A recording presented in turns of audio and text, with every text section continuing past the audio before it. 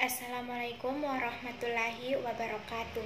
Perkenalkan, nama saya Ida Arliana dengan NIM E1E021234 dari kelas 2H PGSD. Di sini saya akan menceritakan sebuah dongeng tentang kisah serigala dan 7 anak kambing. Yuk, langsung saja kita ke ceritanya, teman-teman. Serigala dan 7 anak kambing.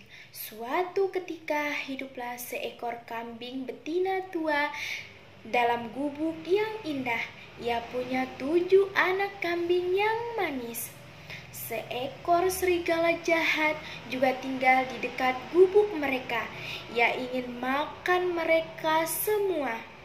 Suatu hari, ibu kambing harus pergi mencari makanan ke dalam hutan. Jadi ia berpesan. Ibu kambing berkata, "Dengar baik-baik anak-anakku, ibu akan pergi ke hutan untuk mencari makanan buat kalian semua. Jangan buka pintu saat ibu pergi. Kalau serigala jahat datang ke rumah kita, dia akan menelan kalian semua." Penjahat tua itu selalu menyamar, tapi kalian akan mudah mengenalinya karena dia memiliki kaki yang hitam, suara yang serak, dan kuku yang tajam. Anak kambing berkata, "Ibu, kami akan hati-hati. Kami tidak akan membiarkan serigala masuk. Jangan khawatirkan kami, Ibu. Kami akan aman-aman saja." Jadi ibu kambing berangkat. Tak lama kemudian, pintu diketuk dengan keras. Tok-tok. Serigala berkata, "Anak-anak, bukalah pintunya. Aku ibu kalian yang bernyanyi merdu." Salah satu anak kambing melempar bubuk cabai dari atas pintu. Si serigala jahat kepedasan, serasa terbakar. Ia tak bisa membuka matanya dan ia lari ke sana kemari minta tolong.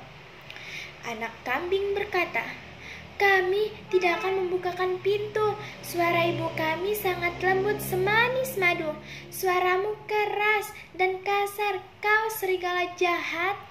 Serigala jahat itu kesal mendengar komentar itu dan ia lari mencari sarang lebah madu. Ia ingin makan madu, mengira madu akan membuat suaranya lembut dan juga manis. Setelah habis makan madu, ia kembali ke rumah kambing dan mengetuk pintu lagi. Tok-tok, dan serigala berkata, "Anak-anak manis, bukalah pintunya. Aku ibu kalian yang manis, yakinlah." Dan anak kambing menjawab, "Kalau sungguh ibu kami, julurkan kakimu lewat lubang pintu supaya kami melihatnya." Serigala menuruti apa kemauan anak itu. Ia menyelipkan kakinya lewat lubang itu. Anak-anak itu melihat kaki itu hitam. Dan anak kambing berkata, "Tidak, kau bukan ibu kami. Kaki ibu kami tidak hitam. Kami tidak akan membukakan pintu untukmu. Pergi kau, serigala jahat." Kali ini serigala yang jahat sangat frustasi. Kini ia lagi-lagi ke arah desa untuk bertemu Pak Giling. Dan serigala berkata, "Dengar Pak Giling, tabur tepung di kakiku, kalau tidak aku akan memakan kakimu." Si penggiling gandum ketakutan. Ia lakukan suruhan serigala. Lalu si serigala pergi ke rumah kambing lagi dan ia mengetuk pintu dan berkata, "Tok-tok, anak-anakku sayang, bukalah pintunya. Sekarang aku ibu kalian. Jangan nakal lagi." Dan anak kambing berkata, "Tunjukkan kakimu." Kemudian serigala menunjukkan kakinya.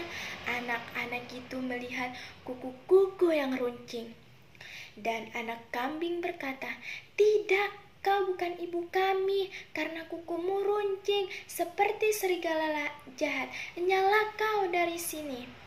Serigala itu marah kali ini. Ia tidak terima kenyataan anak-anak itu lebih cerdas darinya.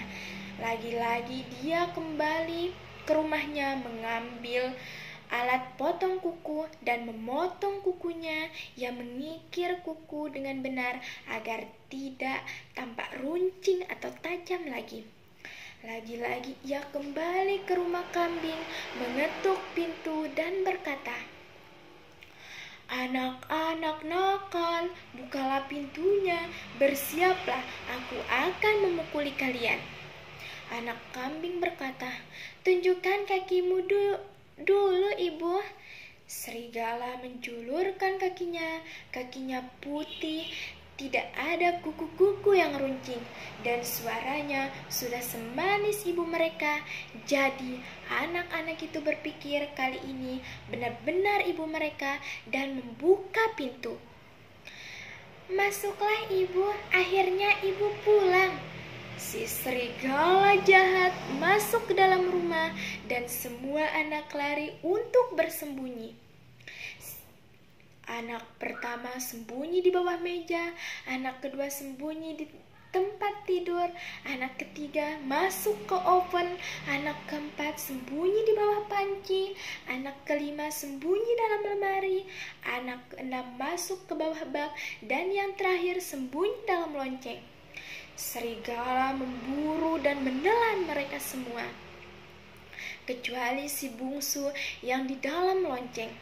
Lalu serigala keluar dan berbaring di rumput yang hijau. Lelah dan kekenyangan, ia mengantuk. Serigala ia tertidur dengan nyenyak. Saat ibu kambing pulang, ia melihat pintu terbuka dan tidak ada orang di rumah. Ibu kambing berkata, "Astaga, pintunya terbuka. Apa yang terjadi?"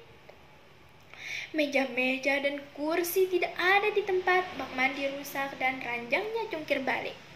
Ibu kambing berkata, "Di mana anak-anakku?" "Ibu, aku di sini, di dalam lonceng." Ibu kambing membantu si kecil keluar. Ia lantas tahu bagaimana serigala memakan anak-anaknya. Lalu ia keluar dari gubuk, dan di rumput tampak serigala yang sedang tidur nyenyak. Saat si kambing melihat serigala ia sedang tidur nyenyak, saat itu ada sesuatu yang bergerak di dalam perutnya. Dan ibu kambing berkata, "Anak-anakku masih hidup, aku harus mengeluarkan mereka semua."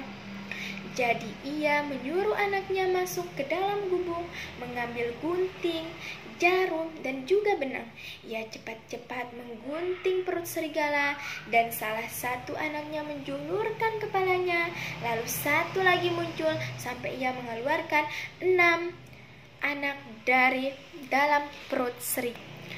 Dan ibu kambing berkata, "Pergilah, bawakan ibu batu-batu besar dari sungai." Anak kambing merespon, "Iya ibu, ayo cepat." Keenam anak kambing lari ke sungai dan kembali membawa 6 batu yang besar. Mereka menaruh-naruh batu itu di dalam perut serigala.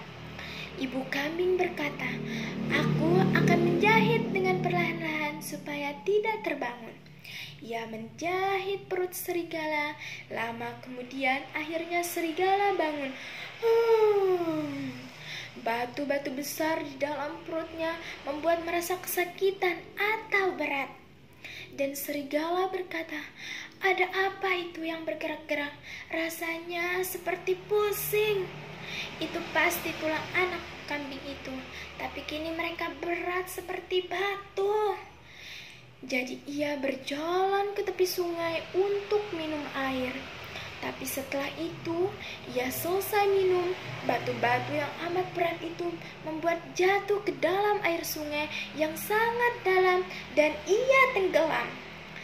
Dan pada akhirnya, ibu kambing dan ketujuh anaknya, mereka hidup bahagia tanpa gangguan si serigala yang jahat itu.